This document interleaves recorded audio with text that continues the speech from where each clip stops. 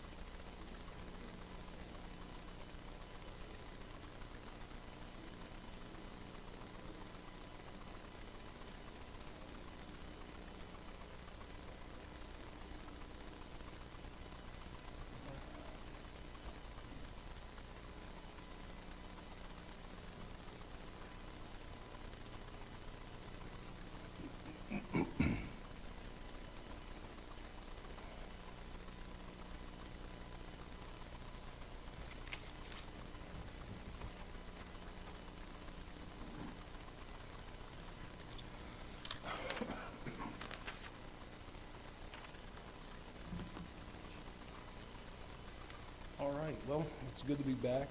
We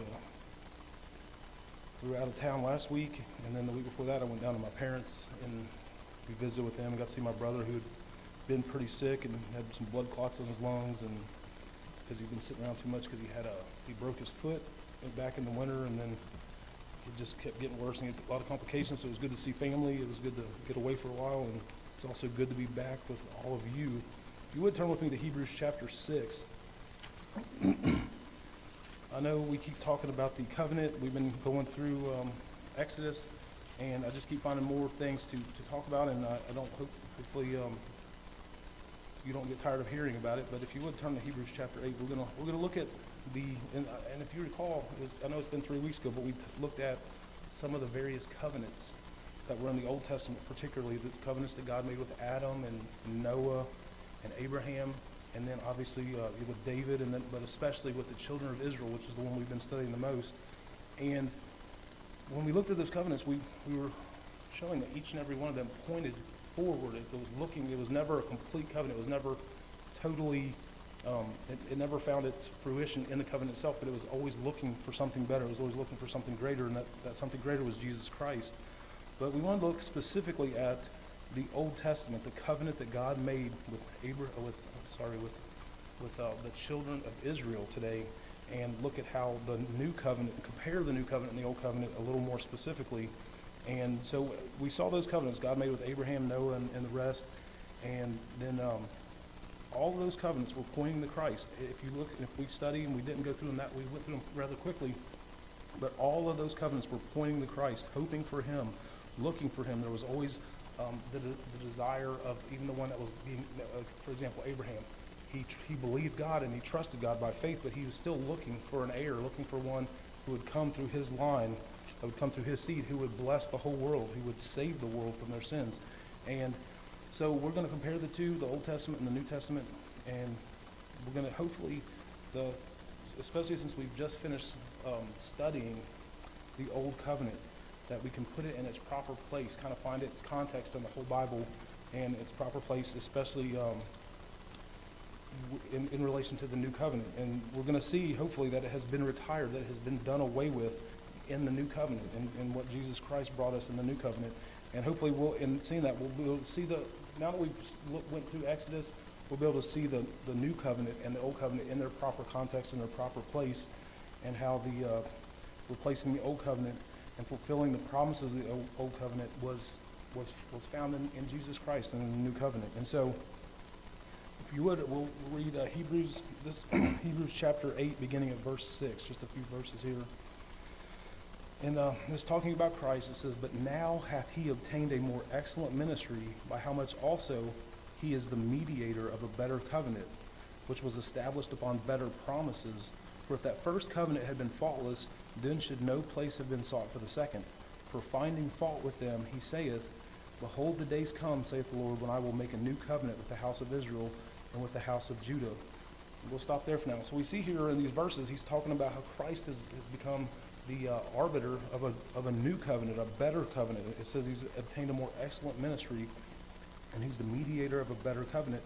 But we see there, once again, just as in the just as we saw in all the old covenants, there was always a fault. There was something, it says there was always something that was not completely realized, one thing that had not completely come to fruition in the old covenant, and that was Jesus Christ. But if you see there, the fault that was in the old covenant was not with God. It was not with him. It was not with his laws. His laws were perfect.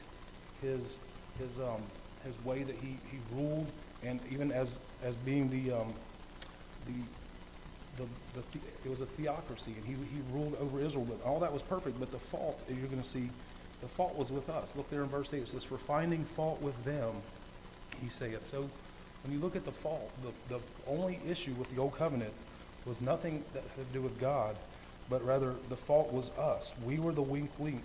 You and I were the weak link when it came to the old covenant.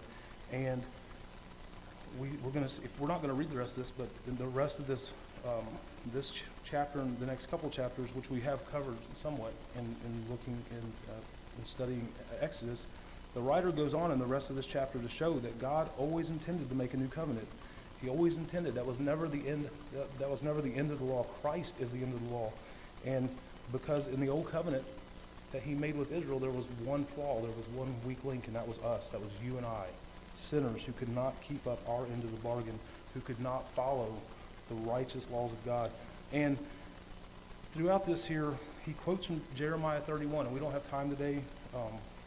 We don't have time to get into that. We're not going to read Jeremiah 31 and 32 and even into chapter 33. But if you get a chance this week, if you read here in Hebrews 8, most of what we just read and going on through the rest of the chapter is a direct quote about the new covenant. And it's a quote from Jeremiah chapter 31. And in those chapters, God lines out this idea that he found fault with them, that the fault was with us. The problem was with us, but God was going to establish a new covenant. And it says there we'll read verse 9, it says, we'll start back in verse 8, read these two verses. It says, "For finding fault with them, he saith, Behold, the days come, saith the Lord, when I will make a new covenant with the house of Israel and with the house of Judah, not according to the covenant that I made with their fathers in the day when I took them by the hand to lead them out of the land of Egypt, because they continued not in my covenant, and I regarded them not, saith the Lord. For this is the covenant that I will make with the house of Israel after those days, saith the Lord. I will put my laws into their mind, and write them in their hearts, and I will be to them a God, and they shall be to me a people." And so we see that the fault was with us, completely with us. We were unable to follow God's perfect standard, to follow God's perfect law. And if you get a chance, I always try to give you homework. If you get a chance, read Jeremiah chapter 31 and even maybe 32, and you'll see there's more depth to that. There's a lot there that you can, and since we've studied the Old Testament and particularly the law and the covenant, it'll make more sense to you reading Jeremiah 31, 32 about the new covenant. But we'll move on from there because we're not going to get into all that today. But so how could the new covenant be any different? Because you think about it, if God was going to introduce a new covenant, it was still going to be with man. God has always sought. We saw that in the temple, that he's always sought to have a relationship with mankind. He had a relationship with Adam, and that relationship was broken. And since then, he has sought, because of his love for the world. God so loved the world that he gave his only son. But he had a desire to have a relationship with us and to not be at odds. There is this great gulf because of our sin fixed between us and God, and we cannot know him. We cannot know him in any sort of meaningful way because of our sin. But God desires to have a relationship with us. That's what the tabernacle was all about. And so when we look at the new covenant, what is going to be different about the new covenant that is going to allow us to be close to God? Because any agreement that God makes with us, surely we are going to fail. We are, ultimately, we are imperfect creatures, and we are always going to fail if we try to attain God's standards. But when you think about it, Jesus came to establish the new covenant. And so we're going to look at Jesus. We're going to look at what he says about the new covenant and the new covenant that he enacted. In thinking about it, though, I was listening to someone, and they brought up some interesting things about the Sermon on the Mount and how Christ established the new covenant. When you think about that, if you remember the Sermon on the Mount, when Jesus was preaching and he was talking about sin, and he took it a whole step further. When we studied the commandments, it said, thou shalt not kill, thou shalt not steal, thou shalt not commit adultery. But Jesus took it a whole other step further. It's not just the sins that we commit openly, not just the sins that we can see from other people, but the sins in our heart. For example, he said, if you hate your brother, it's the same as murder. To hate your brother, to hate your neighbor is the same as murder. To lust after a woman is the same as committing adultery. And so Jesus took it a whole step further. Not just thou shalt not kill, thou shalt not steal, thou shalt not commit adultery, but he defines the sin, our sin, not just the things that happen openly, but he just defines it so much more narrowly. Even the sins of our heart, no one is safe from God's wrath, because even the sins of our heart convict us. And when you see that, and you realize that every one of us falls short, and I think when we see that in the Sermon on the Mount, when Christ redefined even more narrowly the law, the Ten Commandments, and made us realize that even in our heart we can sin against God, even just thinking those things, even desiring to steal, and covetousness is wickedness, and can happen in our hearts. I think if anybody who is honest with themselves would have to begin to feel very hopeless at that time, and realizing that, if you think you could openly keep the Ten Commandments, and I'm sure we know people in the Bible who thought they could and came to God and said that they had kept the Ten Commandments from their youth up. But when Christ redefined the commandments to even include the sins of our heart and the wickedness that we know is in our own hearts, I think we begin to feel hopeless. We begin to realize that there is no way that we could keep God's law. There's no way that we could ever go into God's presence, because we can never satisfy the perfection that God requires from every one of us. But the difference is that Jesus could, and he could keep the law of God perfectly, and he did keep the law of God perfectly. And so what we see, though, is that in the new covenant, it is not something that we are required to fulfill, but it's something that Jesus fulfilled, and that he fulfilled it perfectly. The new covenant still requires perfection. And when you think about that, just the fact that Jesus said, if you hate someone in your heart, it's the same as murder. That is, you've already committed a sin if you hate someone in your heart. And so the new covenant, like I said, takes it a step further, and it still requires perfection, and it still requires good works. And but when you think about it, but it's not our good works and it's not our perfection. It's Jesus. It's his good works. It's his perfection that fulfill the new covenant.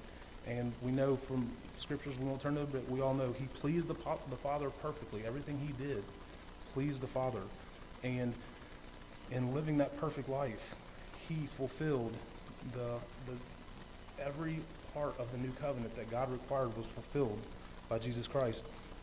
And we, by trusting in him, only by trusting in him, we get his righteousness. We are saved by his righteousness. And I put in here that we are saved by good works. And I thought that would get everybody really wait, what?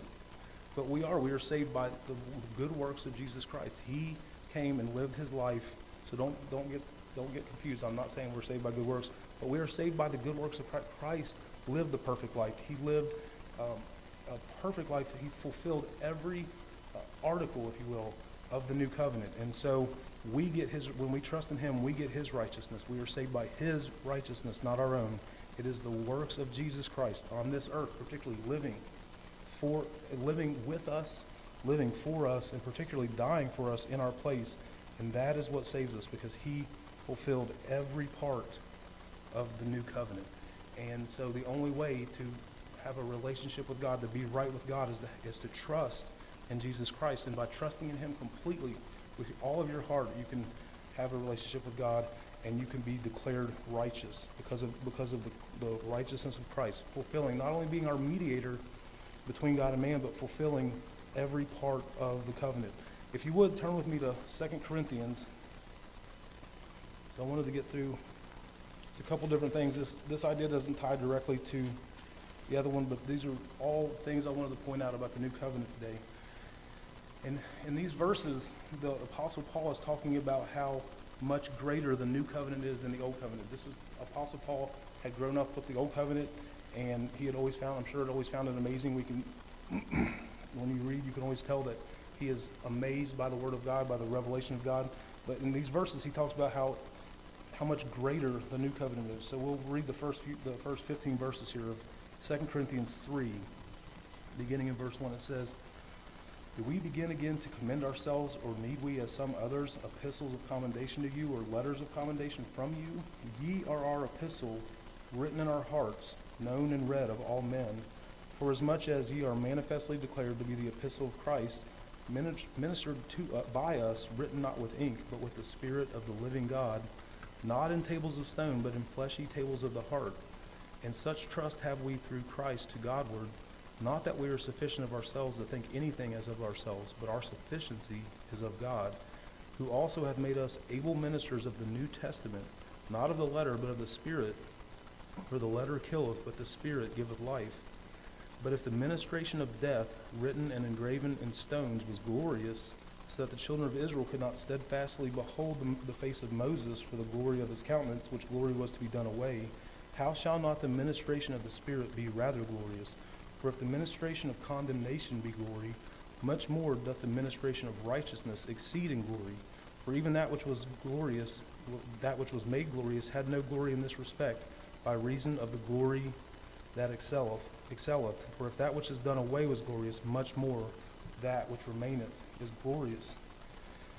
And I think in reading these verses, I don't think sometimes we realize just how wonderful it is that Jesus is the mediator of the new covenant. And that's what he's talking about here. He's talking about when you looked at the old covenant and just the way that Christ, we're looking at how Christ showed, how God rather, showed his glory to Moses. And when we think about the thunderings and lightnings and just everything that was going on around the mountain, and the people could not go up on the mountain, and just how amazing, what a sight that would have been to see.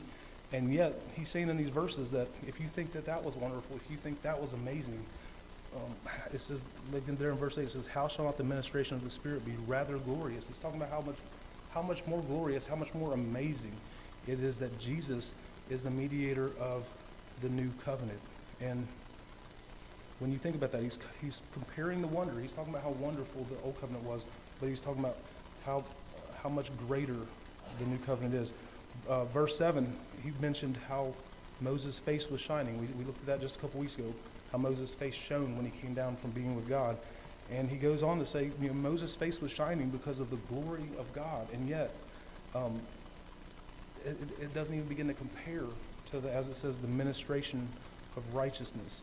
There in verses 9 and 10, he talks about the ministration of condemnation. He's talking about the Old Testament. The only thing the Old Testament could do, the only thing that the law could do, the Old Covenant could do, was condemn us. It condemns every one of us.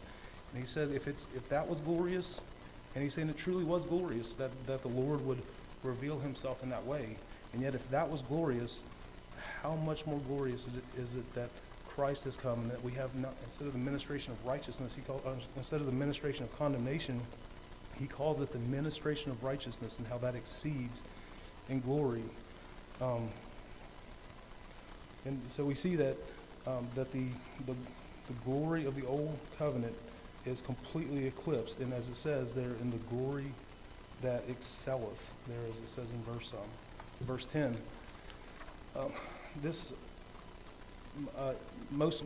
If I ever do have an actual illustration, it's usually something to do with construction. And I was thinking about what is one of the brightest things that I ever experienced. And if you ever have had somebody up on a roof and you're on the ground, or somebody outside that's higher than you, and especially about 10 o'clock in the morning, if they call you, if they say something, you look up, and they have the sun behind them, it is the brightest thing ever. And then all they do is, to me, maybe I'm colorblind, maybe it's different for you, but they just look like a purple blob surrounded by the sun, and that's all I can see. I can't even really make them out, and it's so bright. If you've ever accidentally looked up at something right when the sun was coming up over a roof or something like that. And then my other illustration was a couple years ago. My mom, it was Christmas, and my mom got me and my brother-in-law these little LED flashlights. They were real small. You could just kind of hide them in your hand. You could put them in your pocket. And they had 9 bulbs in them.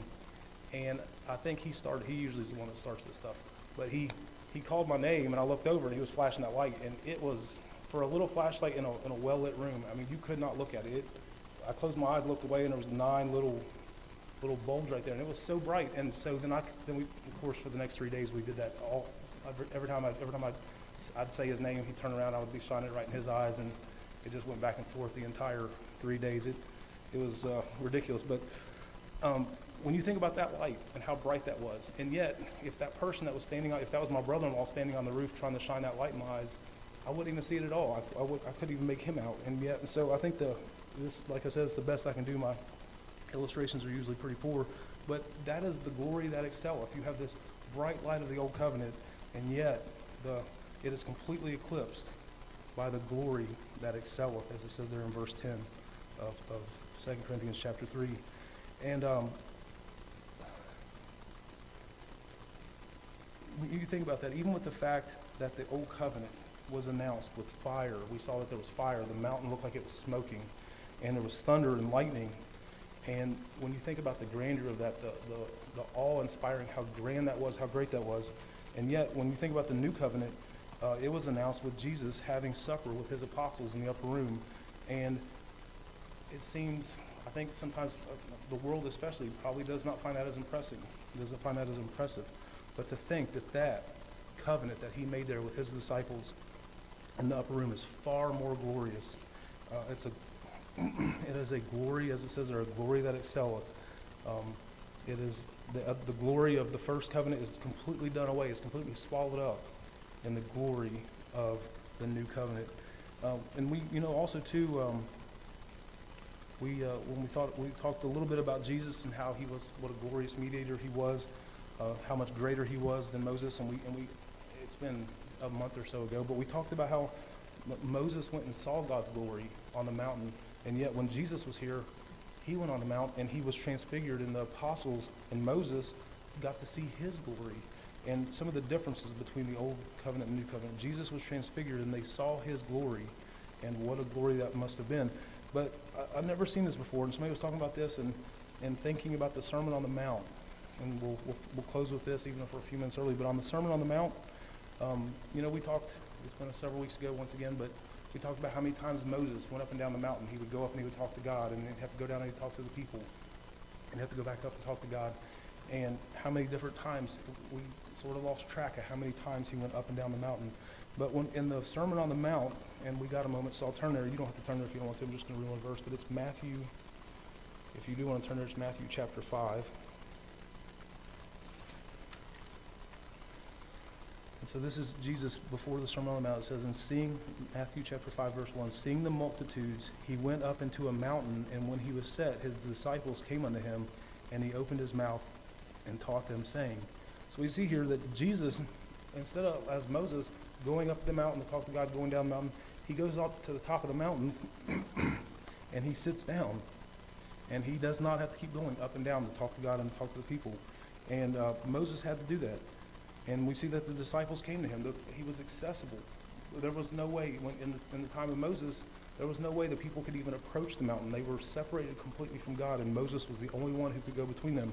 And we see here that just as Moses was a mediator, Christ was a mediator, but he sat down and the people could come to him. He was accessible, and the disciples came to him, picturing they were a type of the children of Israel. Here it is, his 12 disciples, just like the 12 tribes of Israel, and yet they could come and they could sit at his feet and they could listen. And he didn't have to keep going between God and man because he was God and man. And he has bridged that gap. In the old covenant, there was a huge gap that had been created by our sin. Our sin had pulled us so far away from God, and we could not attain to the perfection and the law that God had set for us.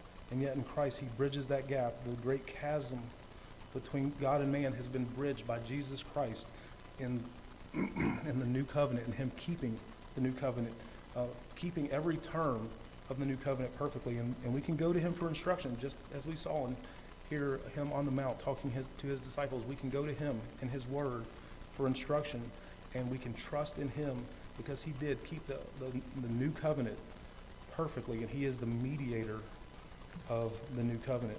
And with that, we are pretty much done with Exodus, and we're going to have to move on to something else here soon. I'm not sure what.